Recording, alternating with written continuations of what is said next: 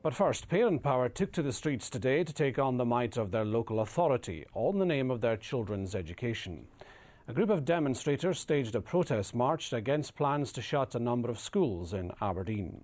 And as Lynn Stewart reports, their campaign has received some heavyweight support.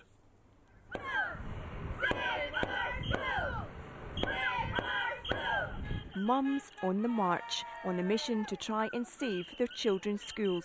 Picking up more protesters with each school they passed, these parents have united in the cause of their children's future education.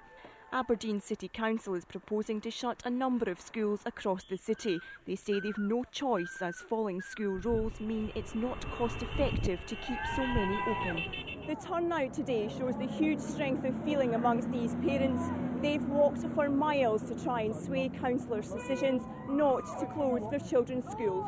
These are children's lives, you know what I mean, and sort of changing schools and bigger class sizes, all this sort of thing, and losing facilities. It's just not good for our children. In an area like this school is just essential to us. I'm a single parent and I couldn't manage to make my kid walk 30 minutes to the nearest school. Opposition politicians believe the SNP councillors on the city's coalition administration is going against its party's proposals to cut class sizes. Here we have a school where the average class size is somewhere between 18 and 20. These are precisely the targets that the SNP ministers are saying council should work towards. It is very clear that Aberdeen Council, run by the SNP, does not want to see smaller class sizes in their primary schools. Instead, they want to cram the schools full to their legal limits.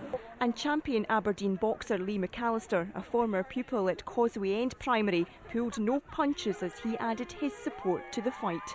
It was a wonderful school when I was here, and obviously there's a lot of improvements since I was here, so I don't see why they should shut it down.